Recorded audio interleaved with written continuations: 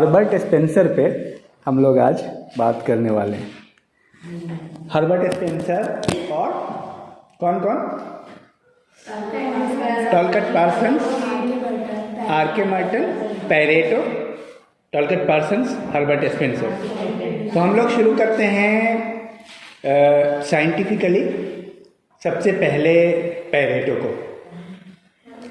और पार्सन्स को कंपैरेटिवली देखते हैं, क्योंकि पैरेटो और पार्सन्स में देखिए पर्सपेक्टिव का बहुत बड़ा फर्क होता है। जब आप सोशियोलॉजी पढ़ते हैं, पर्सपेक्टिव का मतलब क्या होता है? पर्सपेक्टिव, पैराडाइम या नज़रिया, या आप कह रहे हैं मेथडोलॉजी। जैसे मेथडोलॉजी अगस्त कॉम्ट का है कुछ, इमानुएल डर्कहाइम का है कुछ, हर्बर्ट स्पेंसर का है और कार्ल मार्क्स का है, उसी तरह टॉलकट पार्सन्स का है। ठीक है, अलग अलग नज़रिया है जो आप जानते हैं। जैसे बहुत सारे नज़रिया है, फंक्शनल अप्रोच है, इवोल्यूशनरी अप्रोच है, पर्सपेक्टिव है। कौन किस किस नज़रिए से देखता है। तो जब आप एक साइंटिस्ट को पढ़ते हैं तो आपको थोड़ा मतलब आपका दिमाग एकदम ओपन होना चाहिए कि ये जिस नज़रिए से है, इस नज़रिए से कौन कौन है, तो आपका कॉन्सेप्ट बहुत बेहतर होगा। समझ में आ रही बात? अगर आप सिर्फ पैरेटो पढ़ लेते हैं और फिर अगली बार पढ़ते हैं टॉलकट पार्सन, फिर मैक्स वेबर पढ़ते हैं, लेकिन जब आप पैरेटो पढ़ेंगे, जो पढ़ने का तरीका है, और साथ साथ में जानेंगे अरे यहाँ पे टॉलकट पार्सन ने ये बात कही, थोड़ा कंपैरेटिव लेके चलते तो बहुत मतलब बेहतरीन आपका थॉट होगा, बहुत ही एनालिटिकल होगा। वरना बार बार आप इस परेशानी में रहेंगे कि जैसे क्वेश्चन आ जाएगा सोशल एक्शन थ्योरी, तो क्वेश्चन आ जाएगा सोशल एक्शन के बाद कौन कौन करते हैं, पहले आप ये बताइए। मैक्स वेबर और टॉलकट पार्सन्स सोशल एक्शन की बात करते हैं, और थोड़ा सा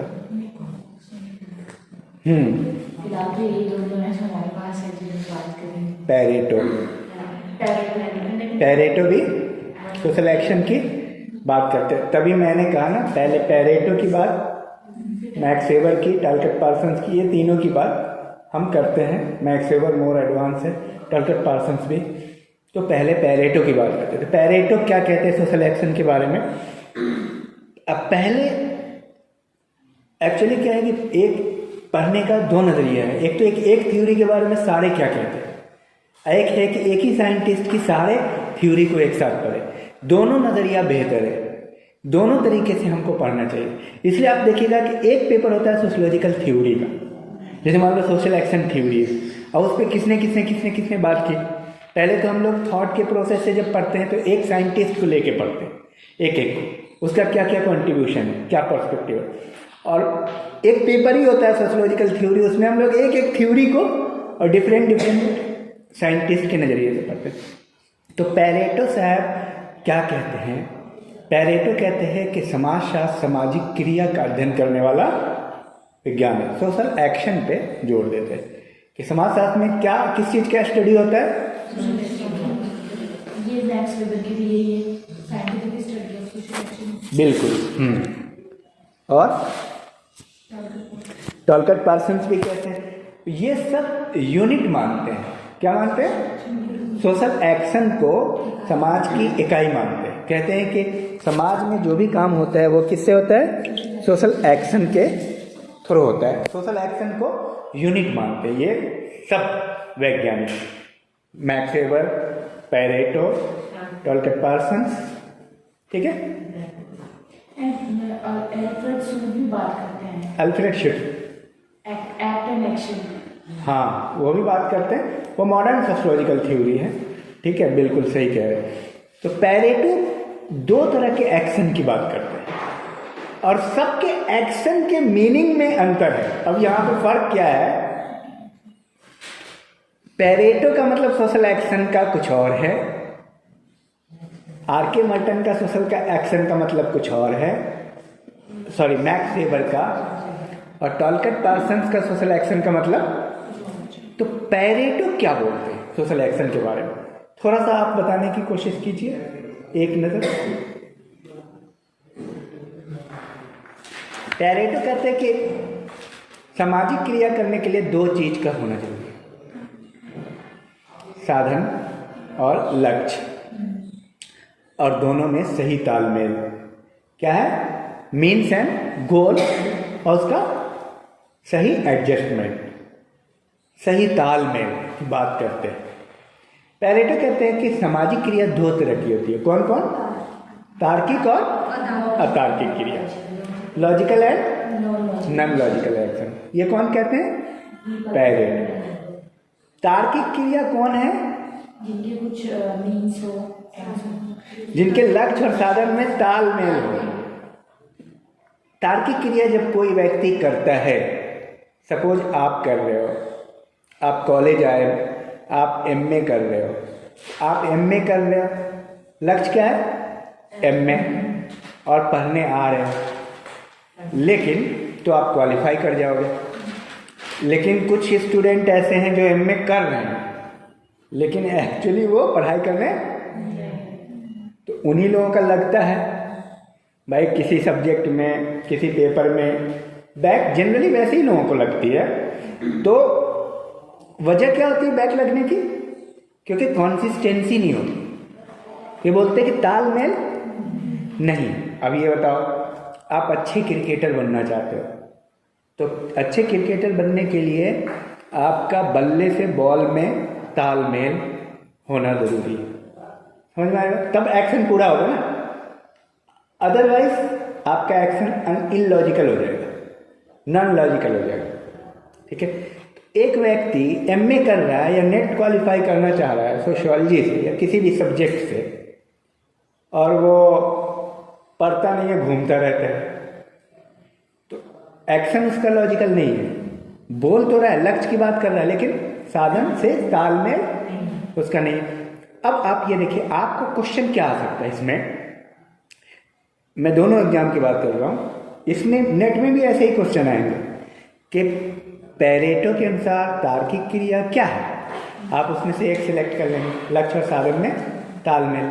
यहाँ क्वेश्चन आएगा, लॉन्ग क्वेश्चन में आएगा कि पैरेटो ने सामाजिक क्रिया को कितने हिस्सों में बांटा है, वर्णन करें। और कितना आसान है, जब आप इतनी बात समझ गए तो आप बहुत सारे उदाहरण दे सकते हैं। उदाहरण की कमी नहीं है। जैसे हमने आपको क्रिकेट का बताया, हमने आपको एमए का बताया, आप इसमें आईएएस का डाल सकते हो। अब आईएएस की तैयारी कर रहा है एक विद्यार्थी, लेकिन सही तालमेल तो तब होगी जब आईएएस की तैयारी कर रहा है, लक्ष्य है, और साधन में मान ले टीचर्स है, गाइड है और किताबें हैं, उसका स्टडी करता है सही गाइडलाइन से, तो आईएएस क्वालिफाई करेगा। लेकिन जनरली होता क्या है, 99.99% स्टूडेंट, ये आंकड़े सही हैं, बोलते तो है आईएएस की तैयारी कर रहे हैं, लेकिन कितने करते हैं? हम तो देख रहे हैं, मतलब जितने बच्चे होते हैं ना कॉलेज में, उसमें 90% स्टूडेंट बोलते हैं आईएएस बनेंगे, और उसकी आदत होती है बोलने की, और कोई मिलता नहीं है आईएएस। किसी कॉलेज ने रिकॉर्ड जल्दी तोड़ा नहीं है आईएएस बनने का, एक भी। अब आप अगर पता करेंगे कि एक कॉलेज जिसकी स्थापना 20 साल पहले हुई है, उससे कोई आईएएस किया है वहाँ का कोई स्टूडेंट, तो पता ही नहीं चलेगा। क्योंकि वो किया होता तो पता चलता, उसका तो पता चल जाता है ना। आईएएस का तो हर जगह छपता है। आप मान लीजिए कहीं से किसी डिस्ट्रिक्ट का ही बंदा है तो पता चल जाता है कहाँ पढ़ा, क्या पढ़ा, कहाँ से ग्रेजुएशन किया। तो 20 साल में कितने लोगों ने कहा कि आईएएस बनेंगे? हर साल 1000 स्टूडेंट आते हैं ऑन एन एवरेज, छोटा कॉलेज है तो भी, तो 20,000 स्टूडेंट में भी एक, और हर व्यक्ति, और शायद मतलब हर साल 2-4 ग्रुप सी, आर्मी, पुलिस और कुछ नेट क्वालिफाई किया लोगों ने। तो ये क्या होता था? इलॉजिकल एक्शन को। अब इलॉजिकल एक्शन पे पैरेटो का ज़्यादा जोर है। पैरेटो कहते हैं समाजशास्त्री का काम है अतार्किक क्रिया को समझना। किसको? ये तो लोग अतार्किक क्रिया करते क्यों और क्या कारण है इसके पीछे, ये लोगों को बेवकूफ़ क्यों बनाते हैं? भाई वो बात तो समझ में आ रही है कि सचिन ने क्रिकेट खेला और महान हो गया, लेकिन एक बंदा जो है ना डेली अपने बाप को बेवकूफ़ बना रहा है कि क्रिकेट खेलने जा रहा है, वो कहीं और गंगा किनारे घूमता है वो ठीक है, या क्रिकेटर बनने के चक्कर में।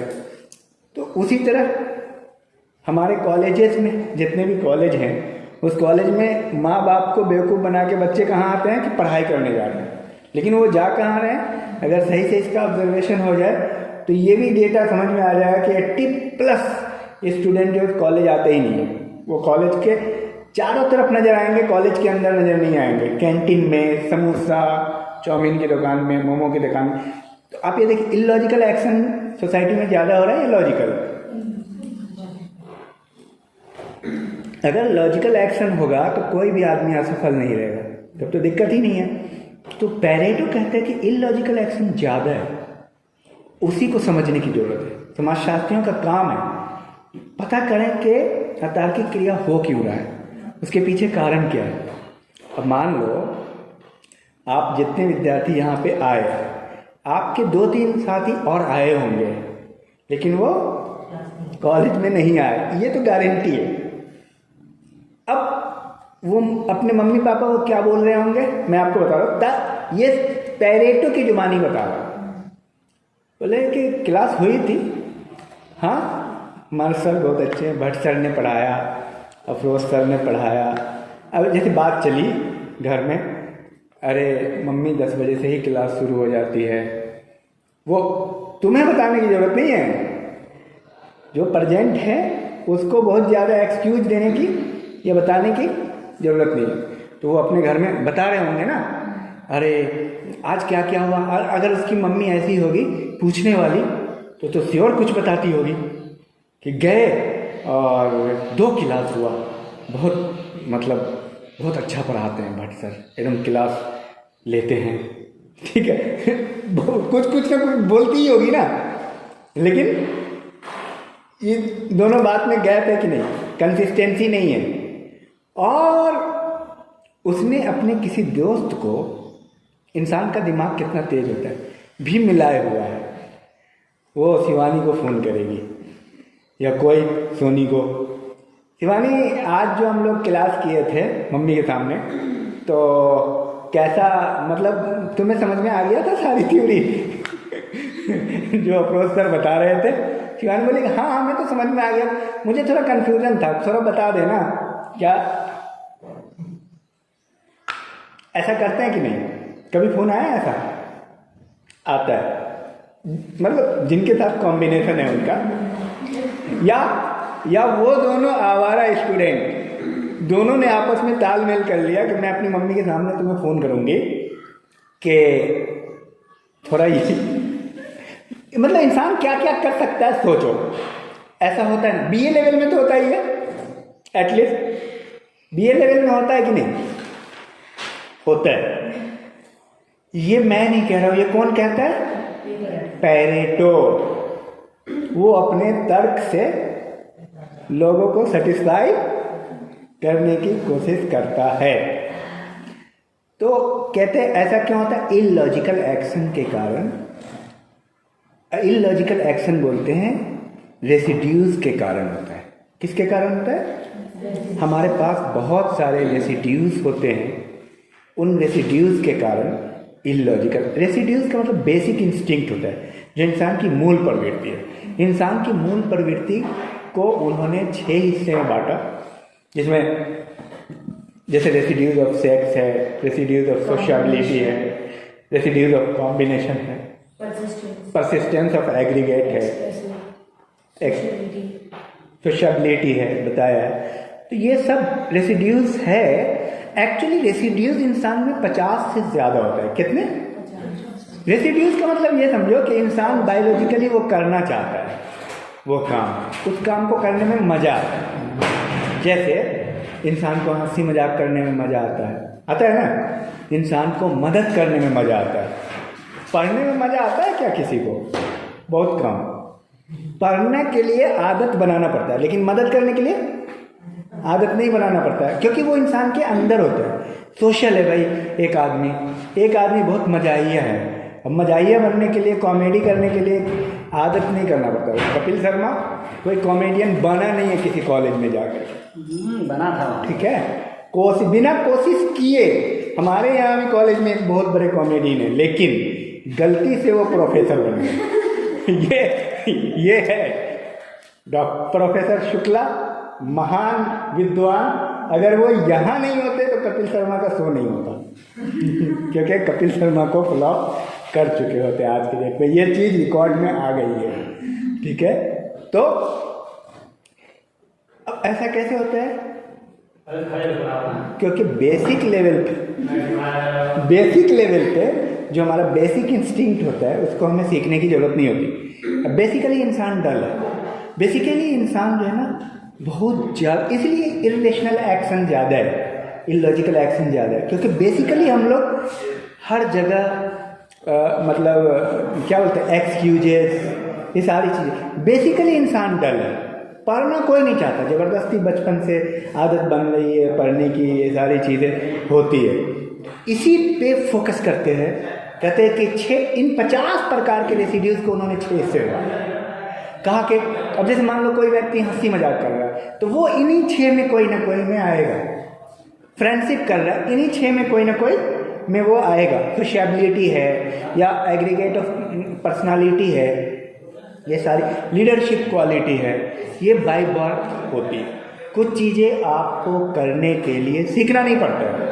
जैसे मान लो शेर को चीखने के लिए कहीं कोई ट्रेनिंग की ज़रूरत नहीं पड़ती। उसी तरह मान लो बकरी को घास चरने के लिए कहीं कोचिंग जाने की ज़रूरत नहीं होती, ये सब बाय बर्थ होता है। तो वो बेसिक इंस्टिंक्ट हमारे अंदर है, उसको करने में थकावट नहीं होती। सूरज ने कभी बिजली बिल नहीं भेजा है किसी को डिग्री कॉलेज में कि लो भाई कि इतने दिन से तुमने बिल नहीं दिया, क्योंकि सूरज को चमकने के लिए कोई अलग से मेहनत नहीं करना पड़ रहा है, ठीक है। तो जो नेचर है, जो नेचुरल है, जो आपके अंदर बेसिक है, उसके आप आदी होते हो। हमें बनाया जाता है ऐसा कपड़ा पहनो स्कूल में जाने के लिए, ऐसा मुहज़्ज़ब डिसिप्लिन कपड़ा ये होता है, ये चीज़ ऐसा ड्रेस पहनो, ऐसा बाल रखो। लेकिन नेचुरली हम जो होते हैं वो अलग होता है बिल्कुल। तो इसी पे इनका इंसिस्ट है। उसके बाद कहते हैं कि अपने रेसिड्यूज़ को सेटिस्फाई करने के लिए, साबित करने के लिए वो डेराइवेशन की बात करते हैं। वो कहते हैं कि अब उनके मन में इतने सारे अपनी बात को साबित करने के लिए तरह तरह के सबूत देते। उसमें भी इन्होंने 4 कैटेगरी बताया। बताइए कौन कौन है? 4 तरह के कैटेगरी बताया है अपनी बात को साबित करने के लिए। कौन कौन? नॉन लॉजिकल में देखिए क्या क्या है, कोशिश कीजिए।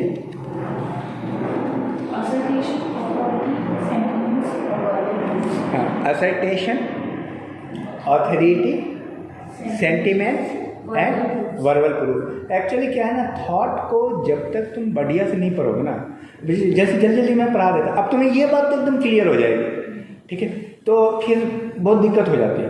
असर्टेशन का मतलब बिल्कुल अफर्मेटिव सेंटेंस, बिल्कुल सकारात्मक बात कि देखो मैं तो, मतलब कुछ चीज़ें ऐसी होती हैं जो बिल्कुल विश्वास के लायक होता है स्टेटमेंट से, ठीक है। अगर पहले तो असर्टेशन की बात करते हैं कि हम तो भाई उसी कॉलेज के स्टूडेंट हैं, हम तो डेली जाते हैं कॉलेज। अगर व्यक्ति पर प्रूफ हो गया, साबित हो गया कि चलो भाई अगला बंदा सेटिस्फाइड है, क्योंकि इलॉजिकल एक्शन किया तो आप तो तर्क देंगे ना अपना, इसी को बोलते भ्रांत तर्क। आपने पहले तो सिंपली बता दिया असर्टेशन में कि हाँ डेली जाते हैं, देख लो ना कपड़ा पहने हुए हैं, ठीक है। अब उसको लग रहा है सामने वाले को डाउट हो रहा है, तो ऑथोरिटी का सहारा लेंगे, अफरोज सर को फ़ोन करेंगे, सर मैं आज कॉलेज आई थी, आपने देखा था ना, मैं बैठी थी क्लासरूम में, तो बोलेंगे हाँ शायद तुम थे, क्योंकि किसी को भी अगर बोला जाएगा तो वो जनरली सहमति उसमें देगा कि वो किसी गलत जगह पे फंस गई है। तो इंसान सिंपैथी देने की कोशिश करता है। एक लड़की, आप प्रैक्टिकल एस्पेक्ट से देखो ना, एक लड़की अपने मम्मी पापा के पास फंस गई परेशानी में कि सर मैं तो कॉलेज आई थी ना, आप मतलब उस समय थे नहीं और लास्ट में हमने क्लास अटेंड किया था, आपने देखा था कि नहीं? तो सर बोलेंगे हाँ आई थी, शायद नज़र नहीं पड़ा सही से। और क्या बोल सकते हैं? यहाँ पे भी डाउट क्लियर नहीं होगा तो सेंटिमेंटल, मैं आपकी तो अच्छी बेटी हूँ, मैं कभी गलत करती हूँ, आज तक एहसास है आपको? अब इमोशन का सहारा होता है ना आदमी, कैसी बात कर रहे हैं आप, हम पे शक कर रही हैं, समझ आई बात? और वर्बल प्रूफ जो अभी हमने बात किया, मतलब वर्बल प्रूफ भी ले रहे हैं। अब एक बात तो अथॉरिटी से प्रूफ ले रहे हैं, दूसरी बात दोस्तों से, किसी भी तरह से। मान लो अथॉरिटी नहीं तो वर्बल प्रूफ में तो कोई भी दे देगा ना, चपरासी को फोन कर देगी या कर देगा कि मैं कॉलेज आया था, सुनील भैया आपने देखा था कि नहीं? सुनील भैया हाँ आई थी, मतलब कहीं ना कहीं से उसको, ये सारी बातें पेरेटो कहते हैं। ये है सोशल एक्शन थ्योरी। पेरेटो की एक और थ्योरी है सर्कुलेशन ऑफ एलिट, ठीक है, इसको हम ब्रीफ में करते हैं। क्योंकि पेरेटो की थ्योरी का जो आधार है वो सोशल एक्शन थ्योरी है, ठीक है। इन डिटेल हम लोग नेट के लिए और भी पढ़ेंगे, बट ये अभी ब्रीफ में, ताकि आप अच्छे से एग्जाम में लिख सकें और क्वेश्चन को आप कर सकें। सर्कुलेशन ऑफ एलिट में कहते कि एलिट सबसे पहले कौन है? जो अपने क्षेत्र का सर्वोच्च होता है, सबसे ऊंचा होता है। जैसे क्रिकेट का सचिन, धोनी, फिल्म का शाहरुख खान, अमिताभ बच्चन, उसी तरह हर एक फील्ड का, सपोज एडुकेशन का डॉक्टर अब्दुल कलाम, मतलब एलिट, उसमें उससे आगे कोई नहीं, उस फील्ड से ऐसा नहीं 4-5 नहीं, टॉप, उससे आगे कोई नहीं। ये नहीं कह सकते, जहां पे आपको द्वंद लग रहा है ये या ये, एलिट का मतलब एक ही या दो हो सकता है। सारा बॉलीवुड एलिट नहीं होगा। बॉलीवुड में सबसे बड़ा एक्टर कोई हो सकता है, सबसे ज्यादा फिल्में जिसकी चलती है, एक ही होगा या दो होगा, 5 का नाम नहीं है। उसी तरह क्रिकेट में एक ही होगा, 2 होगा, जो टॉप पे होगा, ठीक है, एलिट क्लास। हर पॉलिटिक्स के क्षेत्र में एलिट, ठीक है। तो बहुत ही ये मात्रा में, संख्या में बहुत कम होते हैं। अब ये है पॉलिटिकल एलिट। हम जनरल एलिट की बात कर रहे हैं, हर एरिया में एलिट होता है, ठीक है।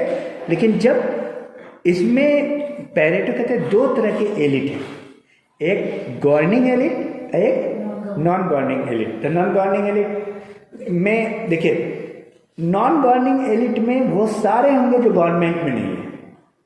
नॉन गवर्निंग एलिट, गवर्नमेंट जो चला रही है उसमें जो एलिट है, ठीक है।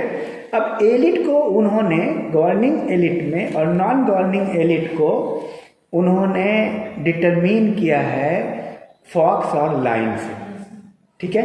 ये चीज आप समझ रहे हैं कि नॉन गवर्निंग एलिट जो है फॉक्स का काम करती है। वो जो है ना परिस्थिति को बहुत ध्यान से देखती है।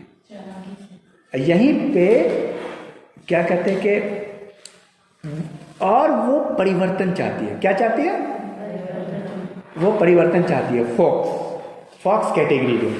लेकिन गवर्निंग एलिट जो है, जिसकी सरकार चल रही है, वो लाइन पावरफुल होते हैं और वो चाहते हैं ट्रेडिशन को मेंटेन करें, परसिस्टेंस ऑफ एग्रीगेट। वो अपने आप को परसिस्टेंस करते रहना चाहते हैं। वो व्यवस्था में चेंजेस नहीं देखना चाहते। भाई कोई भी राजा क्यों चाहेगा कि वो बदल जाए? वो तो व्यवस्था को बने, और सामने जो है प्रजा, उनमें वो चाहेंगे कि ये चेंजेस आ जाए, यानी फॉक्स। तो फॉक्स और लाइन की लड़ाई होती है। ये कहते हैं कि फॉक्स बहुत बारीकी से लाइन को, आप देखिएगा कि अपने जाल में फंसा के फिर पावर अचीव कर लेता, और यही होता है हर एक देश में 5 साल बाद 10 साल बाद जो है ना सत्ता और शक्ति में जो परिवर्तन होता है, जब फॉक्स लाइन बनता है तो समाज में परिवर्तन आता है, एक नई व्यवस्था आती है, नई चीज़ का जन्म होता है। इसी को वो सर्कुलेशन ऑफ एलिट कहते हैं। उनका ये भी कहना है कि नॉन एलिट भी एलिट बनता है, नॉन एलिट भी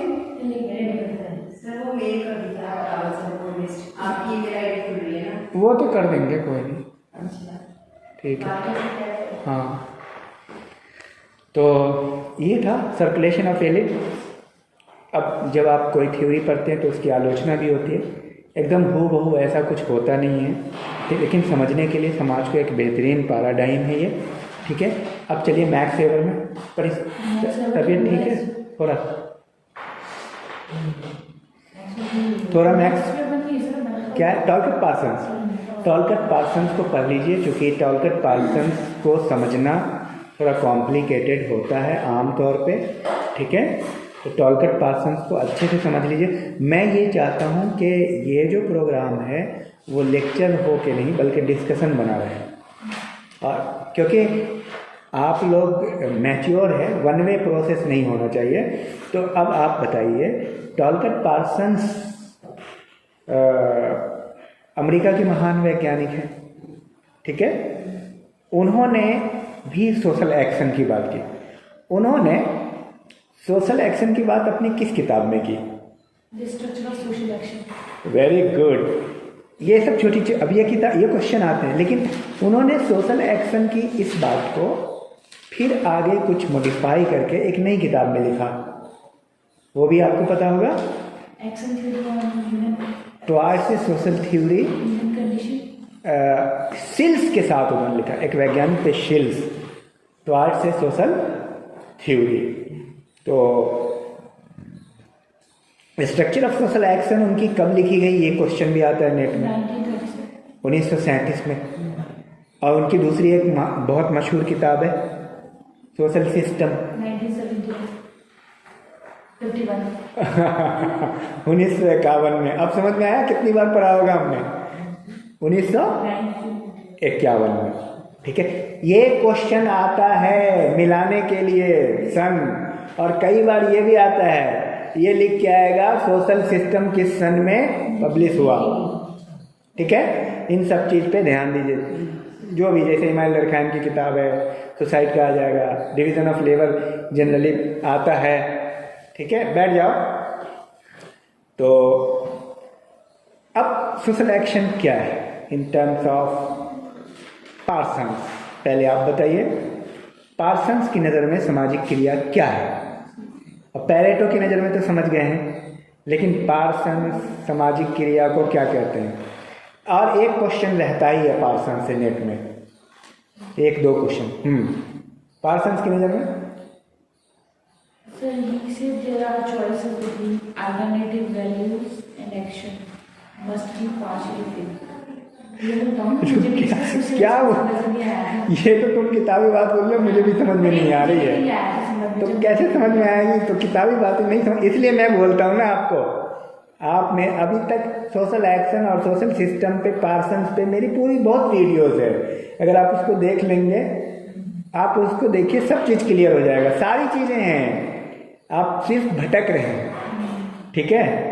वो एलिमेंट्स तो समझ में आ गए, इसके टाइप्स में मुझे समझता ही कि डेफिनेशन समझ में आया कि ये क्या कहते हैं। तो एलिमेंट में क्या है, डेफिनेशन को छोड़िए, उसको क्या क्या है। हाँ, कि एक्टर होना चाहिए, हाँ, एक्टर का मोटिवेशन होना चाहिए, सिचुएशन, ये तीन उन्होंने इम्पोर्टेंट बताया, ठीक है। हाँ। तो टॉलकट पार्सन, यही 3 महत्वपूर्ण चीज़ है, फिर आगे बताएंगे जो आप बोल रहे हो, जो आपको नहीं समझ में आई। टॉलकट पार्सन ने सामाजिक क्रिया को और एडवांस तरीके से बताने की कोशिश की। उन्होंने इसमें एक्टर को जोड़ा और मोटिवेशन और सिचुएशन। मोटिवेशन का मतलब लक्ष्य, ठीक है, प्रेरणा, जिससे प्रेरित होकर, या लक्ष्य, मोटिवेशन थोड़ा बड़ा टर्म है।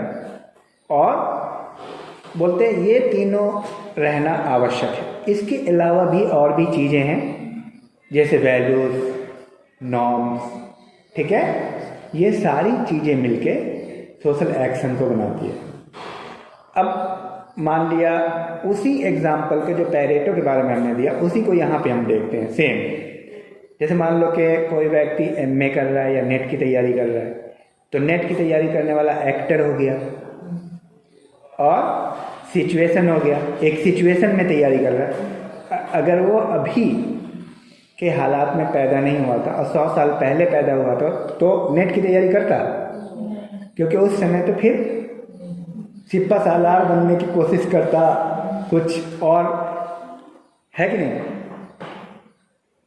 अगर हम 50 साल पहले होते तो नेट का एग्जाम ही अभी 20 साल से है, 30 साल से है। भाई लोग आईआईटी वगैरह तो आईआईटी खुलने के बाद ही तो किया है। एमबीबीएस, पहले एमबीबीएस नहीं था, पहले तो भाई मतलब घरेलू डॉक्टर होते थे 100 साल पहले, 50 साल पहले। वैद्य जी जिसे कहते हैं, उसका कोई क्वालिफिकेशन नहीं होता था, सारा ओरल आप इनफॉर्मल आप कह सकते हो, ठीक है। तो परिस्थिति का बहुत बड़ा रोल है। परिस्थिति है तो आप नेट की तैयारी कर रहे हैं और लक्ष्य है नेट और एक्टर, ये सारी चीज़ें मिल करके एक एक्शन बनाती है। इसके साथ साथ वैल्यू जिसकी बात आप कर रहे हैं, मूल्य का होना ज़रूरी है।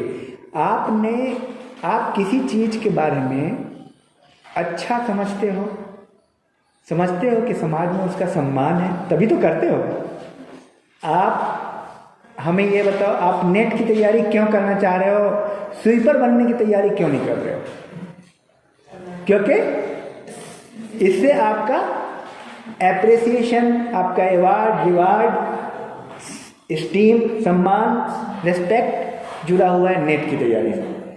मैं ये कह रहा हूँ, लोग एमबीबीएस डॉक्टर बनते हैं, इंजीनियर बनते हैं, भाई क्लीनर क्यों नहीं बनने का सपना देखते हैं, स्वीपर बनने का सपना क्यों नहीं? क्यों? यहीं पे कहता है कि वैल्यू का रोल है जी। अब मान लो, अब हमें तुम बताओ, अगर क्लीनर का मतलब स्वीपर या किसी भी चीज़ को कपड़ा साफ करने वाला, वॉशरमैन, धोबी का समाज में एमबीबीएस डॉक्टर से ज़्यादा इज्जत होता, तो फिर लोग क्या बनते? वैल्यू चेंज हो गया ना। तो वैल्यू भी डिफाइन करता है कि आपका गोल, अब समझ में आया पार्सन? तो सिर्फ वैल्यू चुन क्यों रहे हैं? वैल्यू के अकॉर्डिंग आप गोल को चुनते हैं किसी भी सोसाइटी में, के उस सोसाइटी में किस चीज़ का सम्मान। अब मान लो भारत में है आईएएस बनने का सम्मान, अमेरिका में है कैपिटलिस्ट बनने का सम्मान, पूंजीपति बनते हैं वहाँ, तो वहाँ बस सीधे अपना बिजनेस का सोचते हैं क्योंकि उनका ज़्यादा वैल्यू है। तो वैल्यू का रोल है, नॉर्म्स का भी रोल है, समाज का नियम क्या है, ठीक है। और उसमें वैल्यू में उन्होंने कई स्टैंडर्ड देखे कि वैल्यू के भी कई कैरेक्टर होते हैं। 3 कैरेक्टर की बात करते हैं, मूल्यांकनात्मक, प्रशंसात्मक, नैतिक। कि आप जो है इवैल्यूएटिव, आप जैसे मूल्यांकन करते हैं, नेट ठीक रहेगा कि पीसीएस का करें, नेट ठीक रहेगा कि पीसीएस का करें। सोचते हैं ना, कन्फ्यूजन में रहते हैं, नहीं नेट ही ठीक रहेगा क्योंकि इसमें ठीक है, शांति है, सुकून है, इज्जत की नौकरी है, प्रोफेसर बन जाएंगे। या पीसीएस करें, नहीं पावर है, तो मूल्यांकन है कि नहीं। और प्रशंसात्मक, किसमें प्रशंसा ज़्यादा मिलेगी, एप्रिशिएटिव वैल्यूज।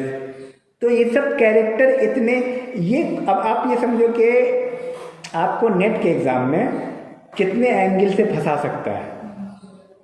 आप कहेंगे कि टॉलकट, अब उसमें क्वेश्चन आएगा टॉलकट पार्सन्स के सामाजिक क्रिया के बारे में निम्नलिखित में से कौन एक सत्य है।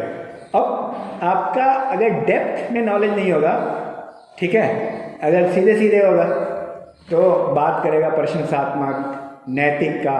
अब नैतिक रूप से आपके लिए बेहतर क्या है, नैतिक रूप से आईएएस बेहतर है या प्रोफेसर बनना? वो आप मतलब आदमी सोचेगा कि भाई आईएएस में बड़ा कहीं अनैतिक काम करना है, उसके दबाव में, इसके दबाव में, पावर वाला तो काम है, लेकिन भाई यहाँ अनैतिक काम तो है नहीं, बच्चों को पढ़ाना है, चल भाई नेट ही कर, प्रोफेसर बन जा। तो इस तरह से टॉलकट पार्सन्स कहते हैं। बात समझ में आई? तो ये बहुत ही विस्तृत, और टॉलकट पार्सन्स आगे पैटर्न वेरिएबल की बात करते हैं, प्रतिमान चर की। इसी क्रम में देखिए, कोई भी थ्योरी अपने आप में अलग नहीं होती, इसलिए किसी भी थिंकर को बेहतर समझने के लिए सारी थ्योरी को सब इंटर रिलेट करती है। तो कहते हैं कि जब सामाजिक ये सारी चीज़ें हैं, तब भी एक कर्ता के पास, एक एक्टर जो काम कर रहा है एक्शन, उसके पास दो विकल्प होते हैं। क्या होता है? काम करने का दो विकल्प होता है हमेशा, विकल्पों का जोड़ा होता है हमेशा, और उनमें से एक विकल्प को वो चुनते हैं। That is called pattern variable, प्रतिमान चर। दो में से एक चुनते हैं हमेशा किसी भी कर्ता को, और उसमें वो 5 कैटेगरी बताते हैं, 5 जोड़े देते हैं प्रतिमान चर के, और उस 5 जोड़े में से वो कहते हैं उन 5 जोड़ों में से एक को वो सिलेक्ट करते हैं।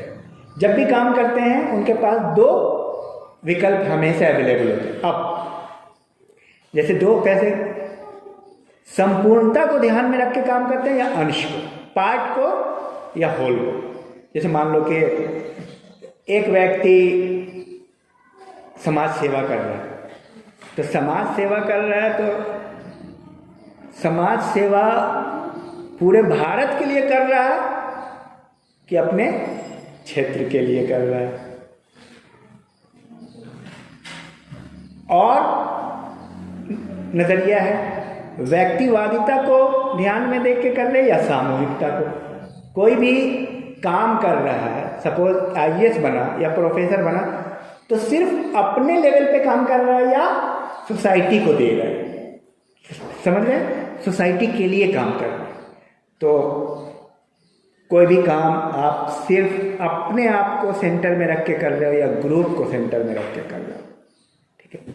आप कोई इसी तरह से है, और क्या है देखो, और कौन कौन से?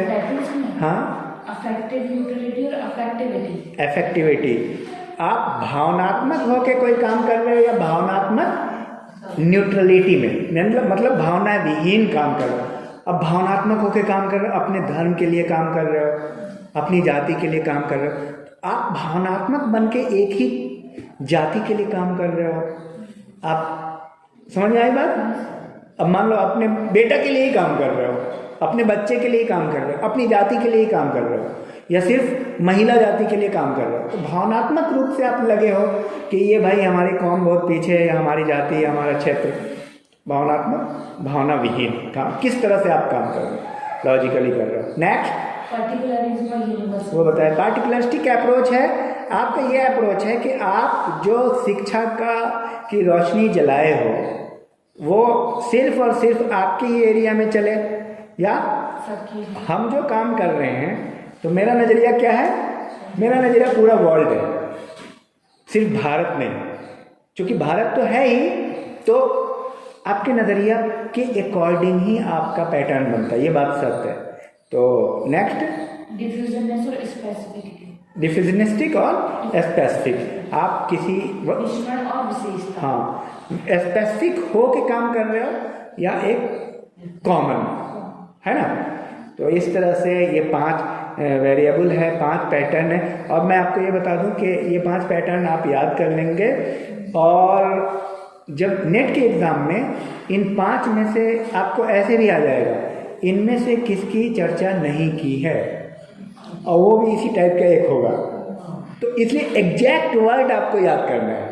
जो टॉलकट पार्सन्स ने 5 जोड़े दिए हैं, वो मैंने क्या कहते हैं, टॉलकट पार्सन्स की जो अलग वीडियो है, ये तो चूँकि एक डिस्कशन फोरम है, अलग वीडियो टॉलकट पार्सन्स की, उसको आप सुन लीजिएगा। उसमें सोशल एक्शन है, पैटर्न पूरा एग्जैक्ट है। इसलिए मैं बोलता हूँ आपको बार बार, आप देखिए, एक जो टीचर होता है ना, वो एक लाइब्रेरी के बराबर होता है। वो अपने क्षेत्र में उसने 10 साल 15 साल अपने सब्जेक्ट को पढ़ा है। आप यकीन के साथ मैं बोलता हूँ, 1 घंटा जो एक टीचर का आप सुनोगे ना, आपका क्लियर होगा वो 1 महीने में, 15 एक बार क्लियर हो जाएगा, फिर आप भूल जाओगे, फिर क्लियर हो जाएगा। क्योंकि हम लोग सुनी हुई बात को, समझाई हुई बात को रिसीव ज़्यादा करते हैं। आप पढ़ते हैं, निकल जाते हैं, तो ये सोशियोलॉजी चूँकि कॉन्सेप्ट है, इसीलिए जितने भी थिंकर्स हैं, जैसे अलग अलग थिंकर्स हैं, आपके पेरेटो हैं, मैक्स वेबर है, मैक्स वेबर नहीं है, पार्सन्स हैं, जितने भी अलग अलग थिंकर्स हैं उसको अलग अलग आप सुन लीजिए। इवन मैं आपको ये बता रहा हूँ, सिर्फ थिंकर्स से मैंने सिर्फ पॉइंट वाइज बताना है, मैं सिर्फ पॉइंट वाइज ही बात करता हूँ एकदम एग्जैक्टली। तो आप पॉइंट वाइज सिर्फ पॉइंट आप नोट करें और सारी बात दिमाग में रखें, तो आप खुद ही जाकर के लिख सकते हैं, कोई इशू नहीं है। नेक्स्ट में इसी के साथ साथ टॉलकिट पार्सन सोशल सिस्टम की बात करते हैं। इसको बढ़ाएं हम कि रहने दें? सोशल सिस्टम की बात, एजिल मॉडल छोटे, हाँ छोटा है, कोई दिक्कत नहीं। देखिए, तो सोशल सिस्टम में टॉलकिट पार्सन सोशल सिस्टम के दो पार्ट बताते हैं, एक स्ट्रक्चरल, एक फंक्शनल। अब आप बताइए क्या क्या बताते हैं इसमें। फंक्शनल है एजिल मॉडल, समझ रहे हैं, जो बहुत, चूंकि टॉलकिट पार्सन फंक्शनलिज्म के समर्थक हैं, ठीक है, जैसे आर.के. मर्टन है, इमानुएल डर्कहाइम है, ये सब फंक्शनलिज्म के फंक्शनलिस्ट हैं सब। तो इन्होंने स्ट्रक्चर की भी बात की, कहा कि कोई भी सोशल सिस्टम, सुनिए गौर से, कोई भी सोशल सिस्टम स्ट्रक्चर और फंक्शन दोनों से मिलके बनता है। अब मैं आपको थोड़ा बताता हूँ, यहाँ पे खड़े हो, जैसे मान लो कि ये कुर्सी है ना, कुर्सी को आप एक सिस्टम मानो, जैसे ये एक अलमारी है, ये एक कुर्सी है, ये एक टेबल है, ये एक सिस्टम है, ठीक है।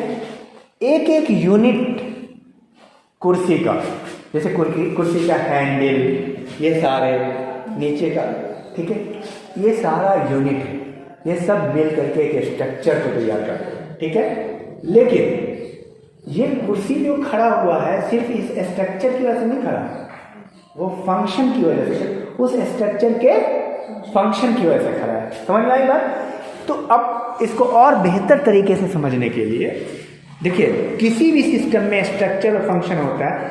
अब मान लीजिए कि महात्मा गांधी है, महात्मा गांधी का आपने देखा होगा चौक चौराहे पे लगा रहता है ना मूर्ति महात्मा गांधी की, वो तो हैं तो महात्मा गांधी ही। ओरिजिनल महात्मा गांधी से उनमें क्या फ़र्क है? ओरिजिनल जो रहे होंगे 1917 में चंपारण सत्याग्रह में, उसमें और उसमें क्या फ़र्क है? जो स्ट्रक्चर है वो फंक्शनल स्ट्रक्चर। अब समझ में आया बात? टॉलकिट पार्सन को समझने के लिए इससे बेहतरीन कोई उपाय नहीं। जो महात्मा गांधी चौक पे हैं वो सिर्फ स्ट्रक्चर है, ठीक है। और जो महात्मा गांधी 1917 में थे चंपारण में, स्ट्रक्चर और फंक्शन दोनों थे।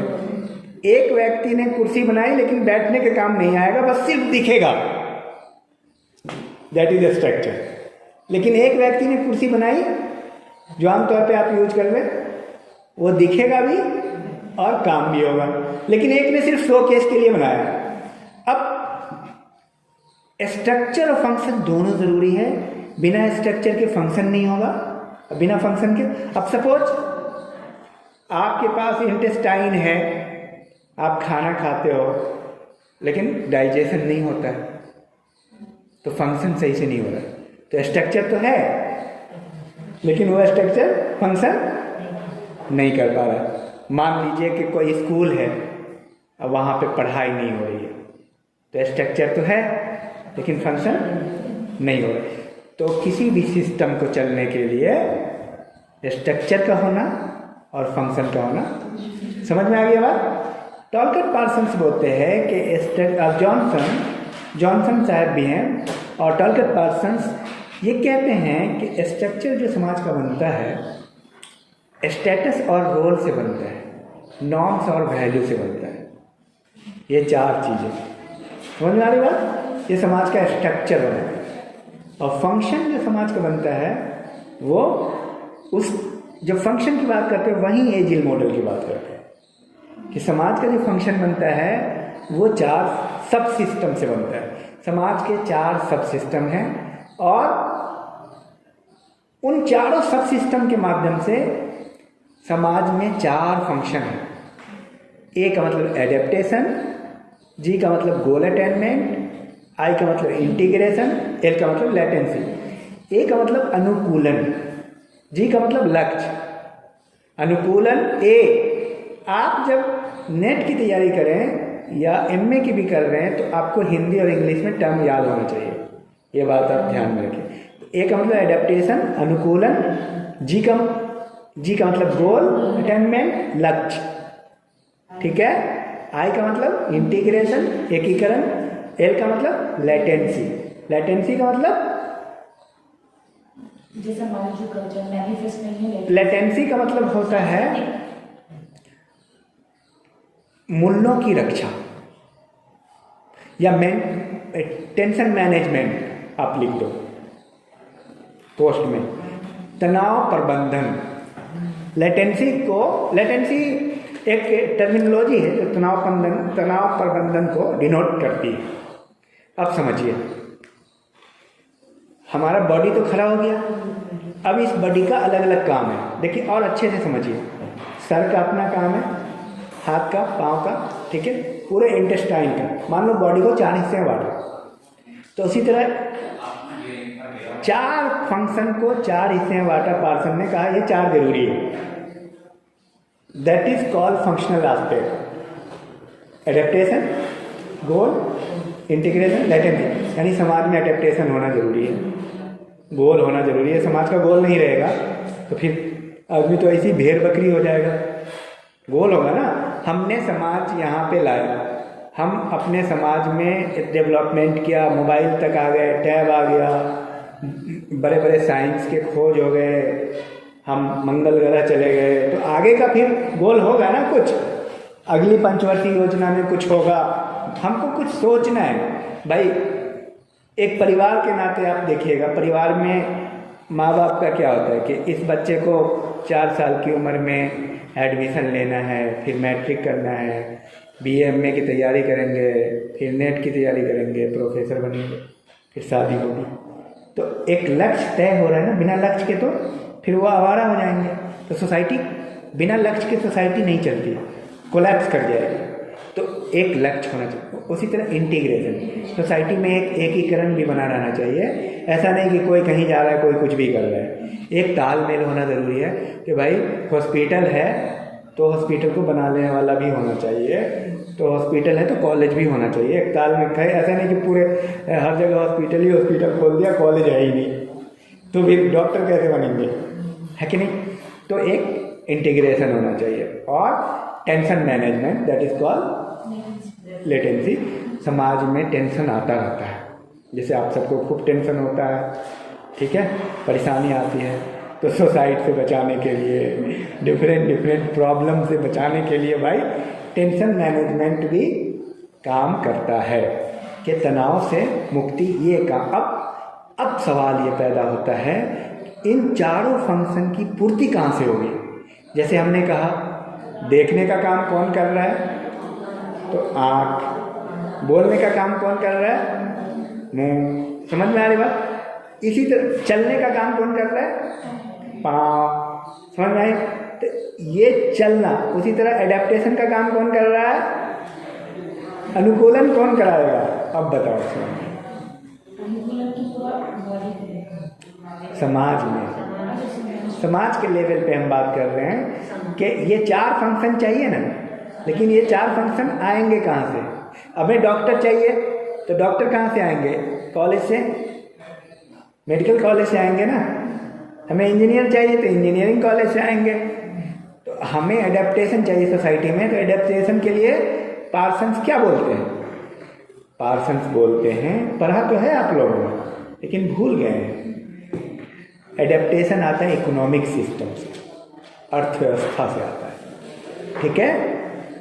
और देखो, अर्थव्यवस्था रहेगी तो आपका सोसाइटी एडॉप्ट कर जाएगा। अर्थव्यवस्था नहीं रहे तो सोसाइटी कोलैप्स कर जाती है। समाज को चलने के लिए, बनने के लिए सबसे इम्पोर्टेंट चीज़ क्या है, इकोनॉमी। आप एक चीज़ बताइए ना, आप कॉलेज खोलना चाह रहे हैं, आप स्कूल खोलना चाह रहे हैं, हॉस्पिटल खोलना चाह रहे हैं, कैसे खोलेंगे, खोलना चाह रहे हैं से नहीं होगा ना। इकोनॉमी से। ठीक है, तो समाज की एडॉप्टेशन होती है, एडेप्टेशन इकोनॉमी से। गोल अटेनमेंट पॉलिटी से। राज्य, सरकार, राजनीति ये तय करती है कि आपका लक्ष्य क्या होगा, हम कहाँ जाने वाले हैं, हम किस तरह की सोसाइटी बना रहे हैं, धर्मनिरपेक्ष या धर्मनिरपेक्ष नहीं बना रहे, समाजवाद या पूंजीवाद। जो हम लक्ष्य है, जैसे हमारे संविधान में लिखा है, हम भारत के लोग भारत को संपूर्ण, प्रभुत्व संपन्न, समाजवादी, पंथ निरपेक्ष, लोकतंत्रात्मक, गणराज्य, ठीक है, ये सारी चीज़ें, सामाजिक, आर्थिक, शैक्षणिक, ठीक है, लक्ष्य जो हमारे हैं, ये सारे लक्ष्य कौन तय करते हैं? ठीक है, राजनीतिक पार्ट, पॉलिटिकल, ठीक है, पॉलिटिक्स, सोसाइटी में। ये क्वेश्चन आता है नेट में। उसके बाद इंटीग्रेशन सोशल सिस्टम का काम, सोसाइटी का काम एज ए होल। उसके बाद मेंटेनेंस, टेंशन मैनेजमेंट यानी लेटेंसी, वैल्यू का काम है। वैल्यू, मूल्य। समाज में मूल्य ना आपके तनाव को कम करते हैं, आपको थोड़ा कहते हैं कि कोई बात नहीं, पापा हैं, बड़ों का सम्मान करना चाहिए, ठीक है, होता रहता है। मान लो कोई बात हो गया तो वहाँ पे वैल्यू का बहुत बड़ा रोल होता है। लोग क्या कहेंगे, नहीं है, लोग क्या कहेंगे तो ठीक बात नहीं है, अपना आत्महत्या कर लोगे तो लोग क्या कहेंगे ये, या तुम इंटरकास्ट मैरिज करना चाह रहे हो, लोग क्या कहेंगे, या तुम नहीं कर, मतलब कहीं पे भी वैल्यू आके ना आपके टेंशन को, भगवान की यही इच्छा थी, कोई बात नहीं, समझ में आया? तो आप लोग को सारे थिंकर्स अवेलेबल हैं। मैं ये बोलता हूँ आमतौर पे, अगर आपको कोई एक पोर्शन, जैसे आप इंट्रोडक्शन टू सोशियोलॉजी है या थॉट है, सब चीज़ अवेलेबल है, एक बार आप सबको देख जाओ, एक बार आप समझ जाओ, समझ रहे हैं? और ये डिस्कशन फोरम है, इसमें हम लोग चाहते क्या है कि चाहे वो 1 घंटे की वीडियो हो, जैसे आज तो टाइम थोड़ा कम है तो मैं समझता हूँ यही रहने देता हूँ, या 2 घंटे की वीडियो, एक साथ 2-4 वीडियो को, 2-4 थिंकर्स को, कॉन्सेप्ट को क्लियर कर लें तो ठीक है। तो इस वीडियो को आप बार बार सुनिए, समझिए, ठीक है, और सारे कॉन्सेप्ट हमारे क्लियर किए हुए हैं। आप डिफरेंट वीडियो आप निकाल करके देखिए, और जो आप जो किताब पढ़ रहे हैं ना, किताब आप देखिए एक नज़र, पहले लेक्चर सुनिए। लेक्चर जो टीचर दे रहा है ना, जो समझा रहा है, उसने 50 किताब पढ़ी हुई है। अब आप अगर लेक्चर दोगे तो कब दोगे लेक्चर? जब नेट क्वालिफाई करोगे। नेट क्वालिफाई करने में कितनी याद हो जाएगी आपको, क्योंकि इतनी आसानी से तो हो नहीं रहा है, ठीक है, कितना रिफाइन होगा, तो आप बहुत एक्सपर्ट हो जाते हो, आपको इस लेवल पे नॉलेज हो जाता है कि आप अपने आप में 10 किताब 20 किताब, आप जो बात बोलते हो ना 15 मिनट में, जो ये वीडियो 1 घंटे की सुन लेगा ना, मैं यकीन के साथ, मैं जानता हूँ ना इस चीज़ को, मैंने पढ़ा हुआ है सब चीज़, उसका 1 महीना बच जाएगा। क्योंकि आप जब कोई चीज़ पढ़ते हो ना तो आप ग्रास्प करते हो 25% फर्स्ट अटैम्प्ट में। अब आप ये बताओ, आपने 2 थिंकर पढ़ा, 2 थिंकर कम से कम 60-70 पेज में होगा मिनिमम, 25 से 30 पेज में एक थिंकर होगा। एक जो थ्योरी है सोशल एक्शन में वो 8-10 पेज में होगा, 4-5 पेज, मतलब उल्टो गए, 8 पेज में होगा, 10 पेज में होगा। ये टोटल बात आप 60-70 पेज में कितने दिन में पढ़ोगे? और जैसे जैसे आगे पढ़ोगे समझ में आएगी, पीछे की डिलीट होती जाती है। लेकिन लेक्चर में क्या है, क्योंकि यहाँ पे जो एग्जाम्पल हमने पुट किया है, आप देखिएगा कोई कहीं किताब से नहीं है, तो आपको सारी बात समझ में आएगी, आप उसको नोट करें। तो इसीलिए ये आपके लिए टाइम सेवर है। आपको फील होता है कि इसमें टाइम ज़्यादा लगता है, ये गलतफहमी है। इस गलतफहमी में निकलिए, आप सिर्फ वीडियो सुनिए, पॉइंट लिखिए, जाके लिखिए एग्जाम में, इससे आपका कॉन्सेप्ट बेटर होगा। अगर आप 5 घंटा किताब पे देते हैं, उससे बेटर मैं आपको ये रिकमेंड करूँगा 5 बार वीडियो सुन लीजिए, सारी बातें आ जाएंगी उसमें, ठीक है। फिर थैंक यू वेरी मच।